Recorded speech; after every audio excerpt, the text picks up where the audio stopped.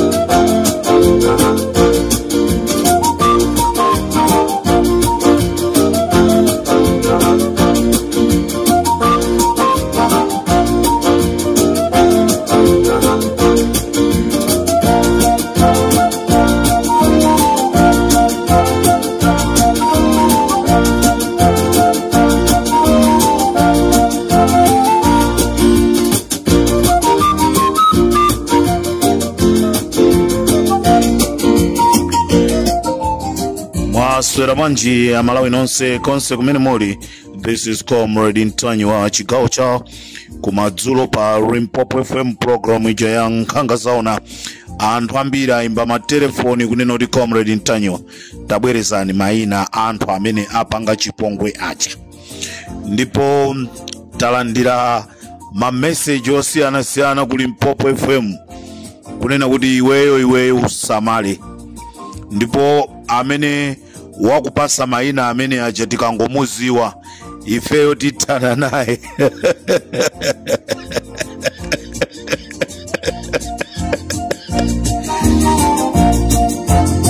Ngata ine ake amene anapita kumeneko ayamba kuvomereza kunena kuti anapitadi kukapanga chipongwecho. Nde amayola mufuna mutuze zonena kuti tikufuna tifufuze. Musataye nthawi yanu ndikufufuze. Maina atakupasani chimene chasala ndikungopita kukangogwira anthuwo koma osati muzituzaso zonoti mufunaso mufufuze.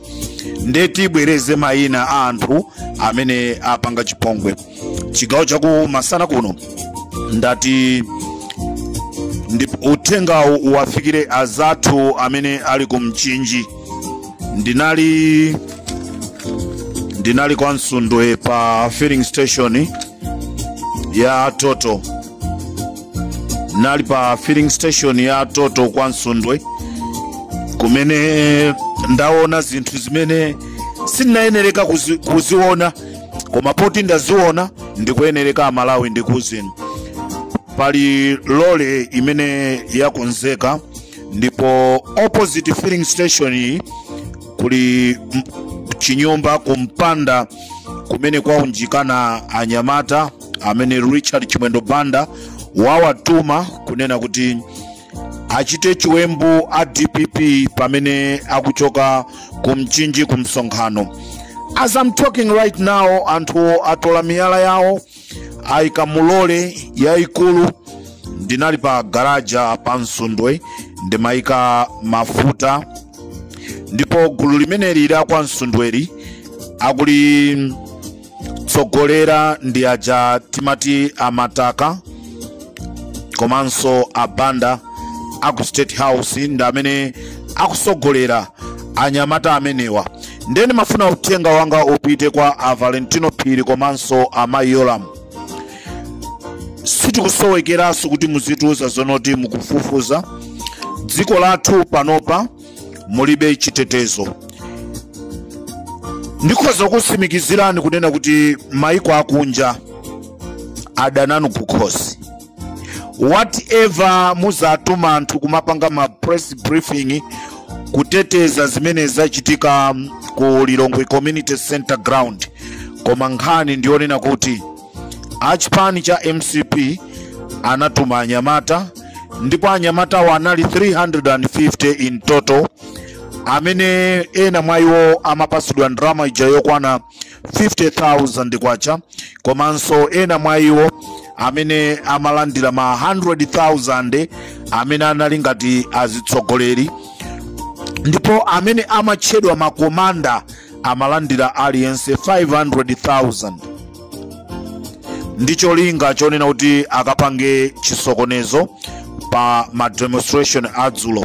Choncho ndifuna ndichenjeze azathu a DPP kunena kuti gulu lasonkhana pa Msundwe, atola miyala, atenga zikwanje kudikirira kunena kuti anthu akamachoka kumchinji kumsonkhano awapange ambush. Komanso pali gulu lina la zigawenga limene lakhala likuasatira Amai Joyce Banda. As I'm talking right now, gulu lina lili kumzimba kumene lakhala likuasatira Amai Joyce Banda kuti awapange chipongwe.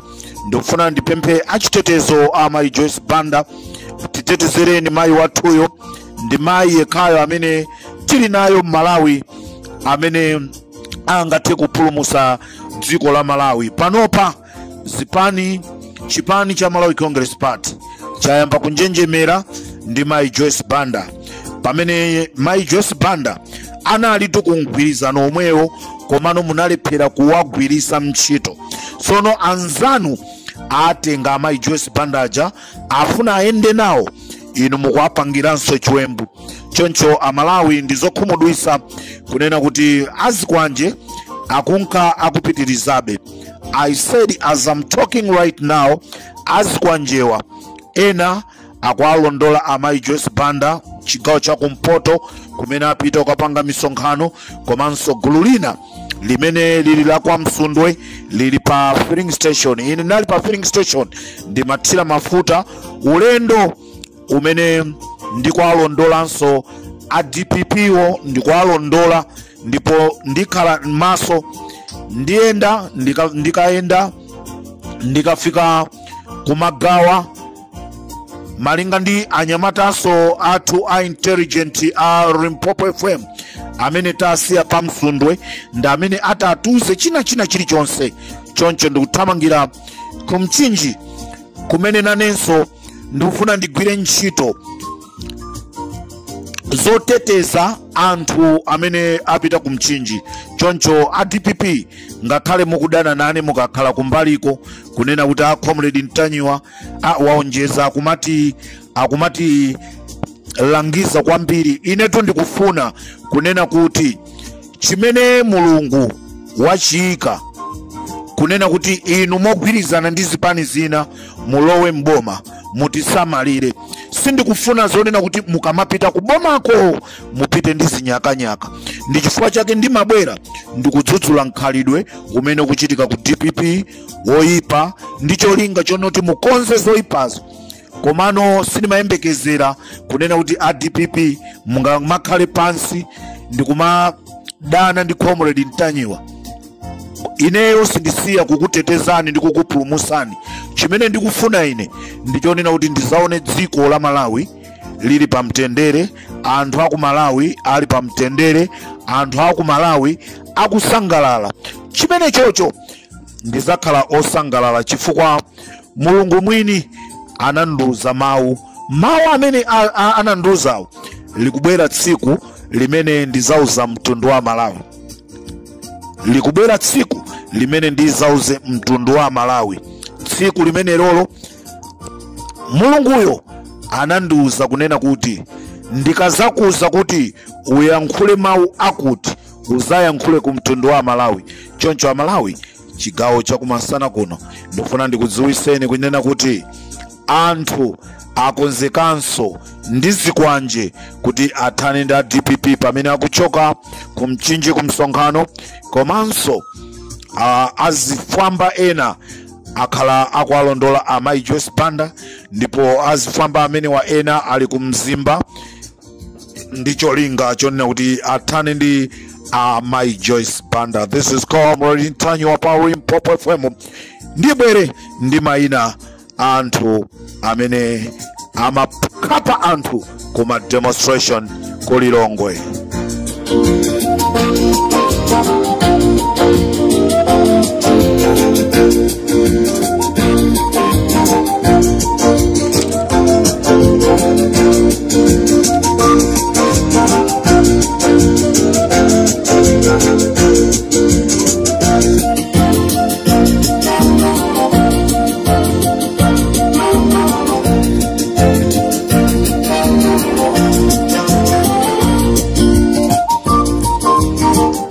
Amalawi linali gulu la anthu 350 linali gulu la anthu 350 limene Richard Chimwendo Banda anali lemba ntchito kuti likasokoneze ma demonstrations amene anachitika ku Lilongwe.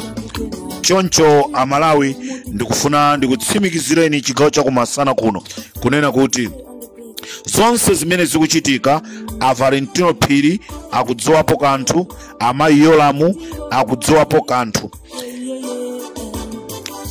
Ndaona Bakiri Muluzi akuyankhula, Bakiri Muluzi akunena kuti what was their purpose for being there if they could not protect citizens. Mtsogoleri wakale wa dziko lino Dr. Bakiri Muluzi akuyankhula kunena kuti ngati anthuwo amaziwa zonena kuti sangateteze ndi chimozimozi akanaka asapite kwa polisi, zinthu zimene zichitika koma apolisi kulibe zikanamveka. Unfortunately anthu ma civilians kuvala uniform ya polisi, kuvala uniform ya army. Ndimafuna ndifuse Edward Kambanje 8:30 mwapezeka muli pamanda ku Lilongwe Girls kumene anyamata MCP amavalira ma uniform a polisi ndi a army.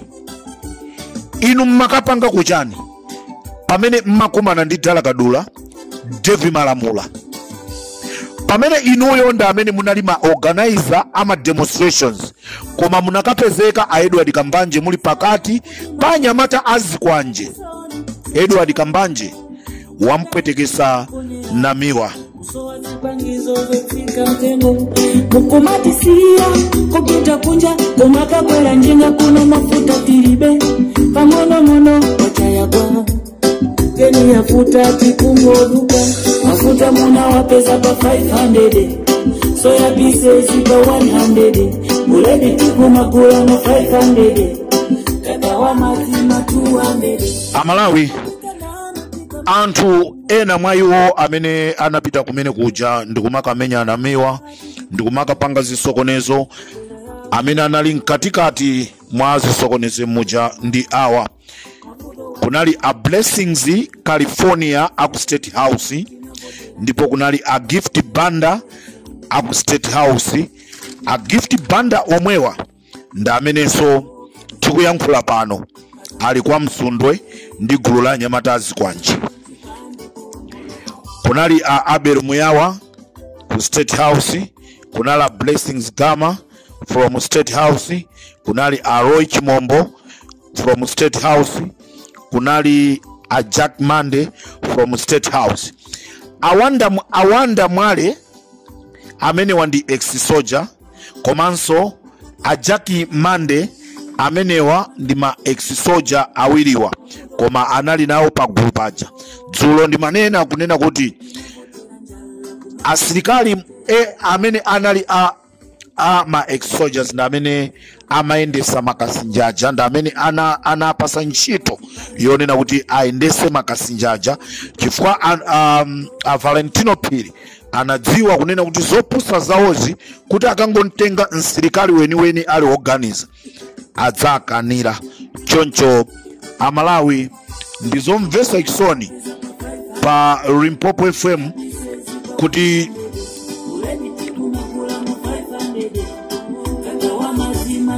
ndizomvesa chisoni kwambiri kunena kuti kwachitika zinthu zomvesa chisoni. Ndipitirire ndi mayina anthu amene amapanga chipongwe.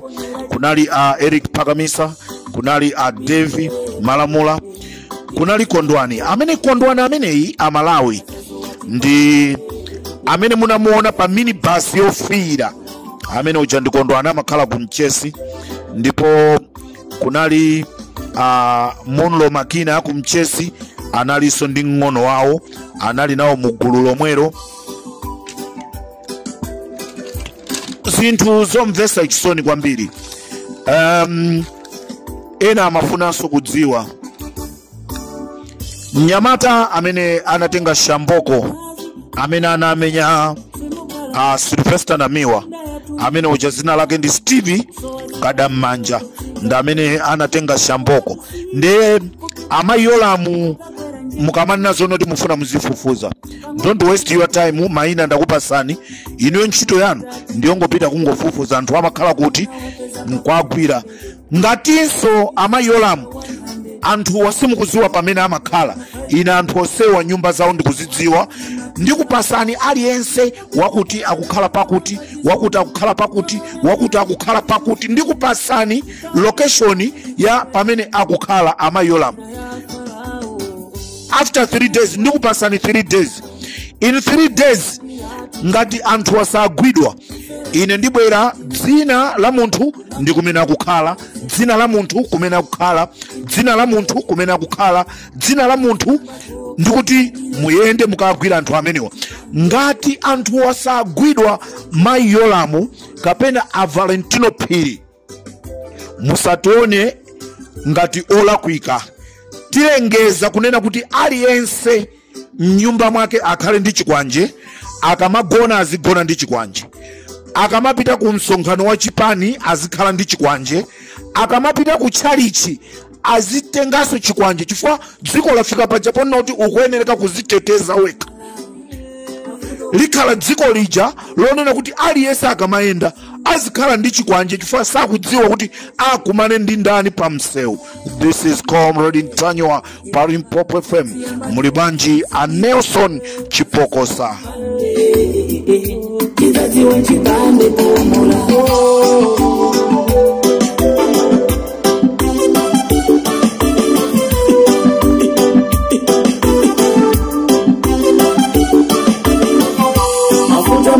Pesa pa 500, soya pieces pa 100, uleni chikuna kula na 500, kawa machina 200.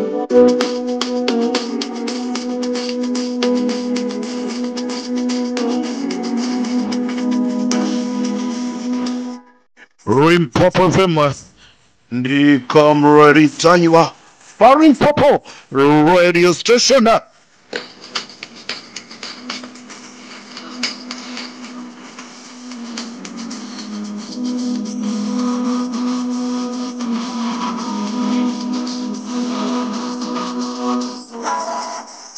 Pamene ndikuchoka pa Limpopo FM Amalawi, mnyamata amene anavala tracksuit, mnyamata amene anavala tracksuit, mnyamata amene anavala tracksuit nkati ndikuika uniform ya polisi kaya ame. Mnyamata amene uja zina lake ndi Nelson Chipokosa, kwawo original home yawo kubangwe kumthandizi. Ngati mmava anthu amaphedwa pa mthandizi, mnyamata wake ndi amene uja. Ndipo Nelson Chipokosa ndi amene anatenga chikwanje ndikunkhapa Klaus Chilima. Miyendo imene munayiona yoduka ija, amene anadula ndi Nelson Chipokosa. This is Comrade Ntanywa pa Limpopo FM. Muli bwanji Valentino Phiri, muli bwanji amayolam. This is Comrade Ntanywa pa Limpopo FM. Ndikatero so pa Limpopo FM ndikuti panala gogo apa, panala gogo, panala gogo. Panala gogo inyo, panala gogo matala, panala gogo amina. As a professional, we have been taught how to deal with the current situation. Primarily, now Defense Force, role number one is the protection of the sovereignty of Malawi, and again, protection of its citizens. So I've always said that as a professional, I have to apply what is in the Constitution is to protect the citizens of Malawi.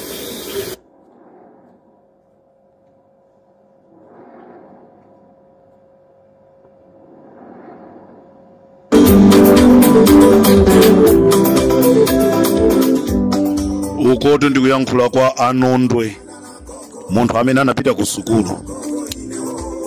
Zonse zimene zimachitika pa Lilongwe Community Center Ground zokhwitima zokhazokha. Nkhope ya mkulu wa nkhondo ndizochitika za mziko zonse zokhwitima zokhazokha.